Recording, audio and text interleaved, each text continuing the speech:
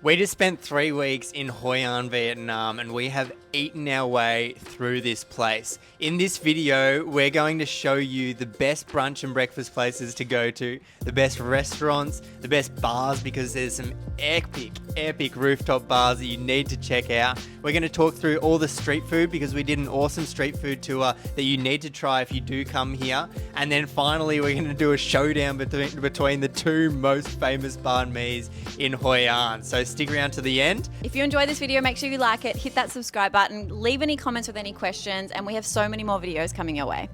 One thing that you must know is the coffee culture in Hoi An is incredible. There are so many different types of coffees that you can get. You can get a traditional Vietnamese coffee with condensed milk, which is so yummy. If you don't like condensed milk, then I would definitely recommend ordering just a latte or a cappuccino because every single coffee comes out with condensed milk. There's also a coconut coffee, which is a iced coffee with coconut flavoring and like coconut bits on top. There's the egg coffee that we talked about as well before. Salted coffee. There's also a salted coffee, which we didn't get to try, but we have heard really, really good things. Yeah. We're going to kickstart with the best coffee shops in Hoi An, starting with Nourish Eatery. We loved this cafe and visited quite often. It's got a beautiful interior. There is an awesome co-working spot. The coffee is phenomenal, and they even give you a little chocolate treat whenever you get your first coffee there. The food is really, really, really great as well. We had breakfast here once, but every time you walked in, it smelled like amazing garlic, and we wish we had have eaten there more. So definitely one that you need to add to your list. The next one is Rosie's Cafe. We would definitely recommend to eat here. We had breakfast here and it was actually incredible. We loved it. Really cool vibe. It seems pretty popular with the tourists and everything, but it's got a cute story behind it, so go check that one out. I think there's 2 of them. They also have the most amazing homemade bread, so if you're staying a while and you like to cook breakfast, we couldn't find good quality bread in Hoi An, so we asked to buy their bread and they gave us a whole loaf and it was so yummy. The third one is Uncle Juan in the Old Town. It is just a really cute shop. It's got nice traditional Vietnamese coffee. You know, you can get your egg coffee, all of those sorts of things. And then you sit there and people watch in the Old Town. It's also right on this square. Really cute spot. And our last recommendation is Miss Ha Cafe. We stumbled across this one only on our second last day and we wish we had found it sooner. It's tucked away in the rice field, so a real hidden gem. We had to ride our motorcycle out there to find it, and the breakfast was great, the coffee was great, and just the interior, it's a really cool vibe to come and just chill. We absolutely loved it. Now moving on to restaurants. We tried so many, so it was hard to narrow down the list. The first one that you need to try is White Rose Dumplings. This is a traditional thing from Hoi An, and these little dumplings are so delicious. You can get a couple of different types. One is actually pizza, so they fry the dumplings and they put like toppings on it, and that was pretty tasty. And then they have the traditional White Rose Dumpling, which is absolutely to die for, so you're gonna love it. Then when you go into this store, you can actually see all the ladies make it, which is a really cool experience, seeing them all, you know, put them together and everything. It's definitely something you need to check out. The second restaurant is Morning Glory. We found it on TikTok recommendations and it did not disappoint. There are a couple of different ones. There's like Morning Glory Original, Morning Glory Countryside. We went to Morning Glory Original yesterday afternoon, in fact, and enjoyed 3 amazing dishes, and the food is fresh and it's so delicious. We had a chicken curry and then we had the pork belly as well. 10 out of 10. It was so fresh, so delicious, and in the middle of the city as well, so there's lots happening, lots of people walking around. It's a real buzz. One thing to note about Morning Glory is that it has all the traditional street foods and everything on their menu. So the whole idea behind Morning Glory was to bring all the street food into one place and be able to serve it to everyone. So that's a really cool one to check out. Then the other one is Coco Plus. We stumbled across this restaurant one night and we tried a few of their dishes. Their cow lao was probably the best we've had in Hoi An, and we've tried a fair few, so big call. And then they had some other really, really delicious dishes, so fresh spring rolls and everything else was just fantastic. So check that out, and that's in Old Town as well. And the last one is Com Lin. This is a must add to your list. We had the duck wonton soup and we also tried the white rose dumplings there as well. Yeah.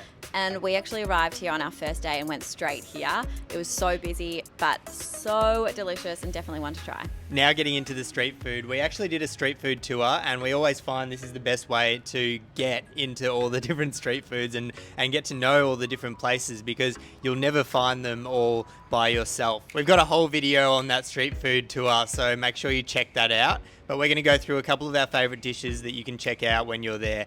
The first one is bun cha ta, and that's a noodle soup. And this is a thing that they have usually for breakfast, but they have it all through the day. And it just comes with lots of different things. So you got the noodle soup, you got the spring rolls, you got the a little bit of herbs and everything, and you have it all together. It's super delicious. The second thing you need to try, and maybe for breakfast, is the egg coffee. That is actually such a special thing.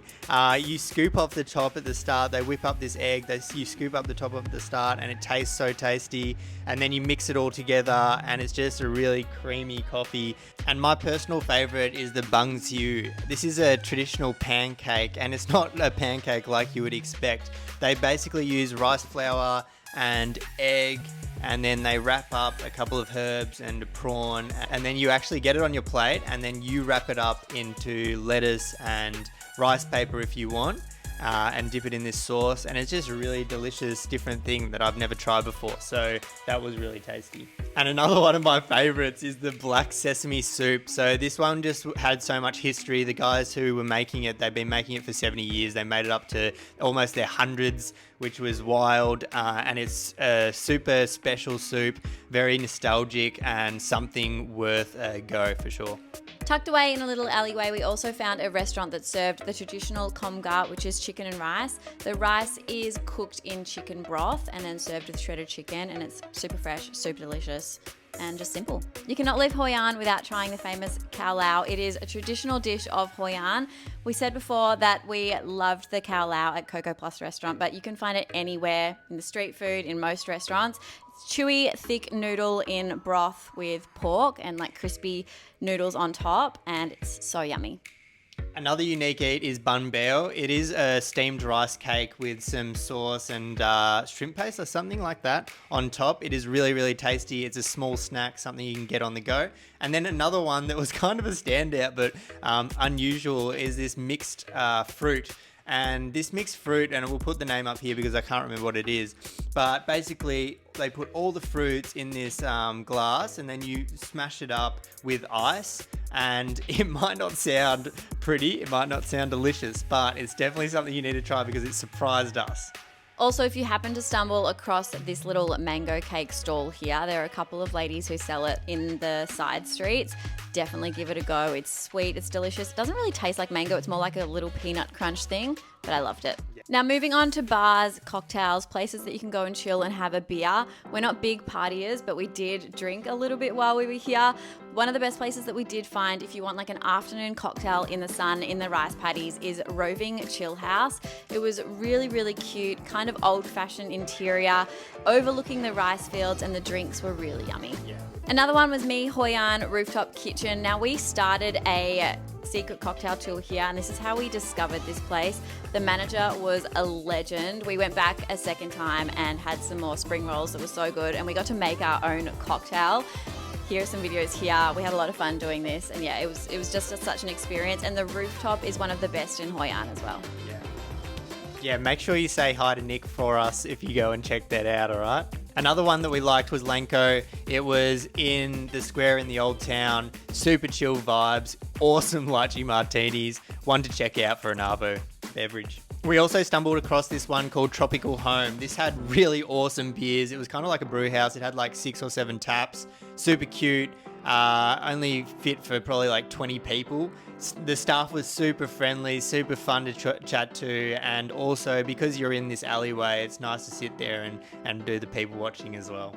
And then our last and must-do recommendation was this secret cocktail tour that we went on. We found this on Airbnb Experiences, and it was $85 Australian per head. We got to wander through the streets of Hoi An and were taken to the most unique bars, some restaurants as well, but mostly bars, where we sat down and they gave us a unique cocktail and gave us a bit of like back history of each place as well. Yeah, the cocktails were really special, and some of the ones that stood out were we went to a private tea house, and this private tea house, only just opened, and now they do these special cocktails as well as absolutely delicious teas. And then there's another one where we got to make our own pho cocktail. Now this bar, what's the bar called? This one is called Market Bar, and we'll put the actual name up here, but it's awesome. Rooftop right next to the markets, and they make all these cool cocktails. But yeah, this one was a pho cocktail where it had all of the same herbs and stuff that the pho has, so it was really interesting, but way better than you might think it sounds. That brings us almost to the end of this video, but we promised you that we would compare the two most popular, most famous banh mi's in Hoi An, and both of these you definitely have to go to, although Abby might disagree. So the first one that we went to was Banh Mi Queen. This is probably the most popular in Hoi An, and I think for good reason. We went there, we got the mixed, and then we went back and we got just the pork. Both times absolutely exceptional. They really fill this banh mi up to the brim, so it's definitely something that you got to munch down on. The second one that we went to was Banh Mi Phuong. Now this is made famous by Anthony Bourdain, which is why everyone goes there. We ordered the special and also the pork, and both of the banh mi restaurants had the exact same price, so they were around 30,000 Vietnamese dong each, which is around $1.50 AUD. Personally, I preferred Banh Mi Queen. The bread at Banh Mi Phuong was so crunchy and so delicious, but there was not nearly enough filling inside. Banh Mi Queen packed it to the brim of meat and egg and sauce, and it was dripping by the end, and it was just so delicious. So my preference is Banh Mi Queen. Yeah, I think this is really a Westerner's type of taste, because apparently lots of the Vietnamese, they really prefer or like to taste a lot of the bread, and they like the crunch of the bread and all of that sort of stuff. So this big amount of filling is not really for local people, it's for people from overseas. So that's probably why we like Banh Mi Queen the most. So overall, Hoi An's food and bar scene is absolutely incredible. It's one that you have to check out. We stayed here for 3 weeks, and we probably could have stayed here for a little bit longer. But if you like this video, make sure you like it. Make sure you subscribe to our channel, because we share these sorts of tips all the time. If you have any questions, please leave them in the comments. And if you think we're missing something, please leave it in the comments. We would love to know, so we can try things before we leave Vietnam. But hope you enjoyed it, and we'll see you soon.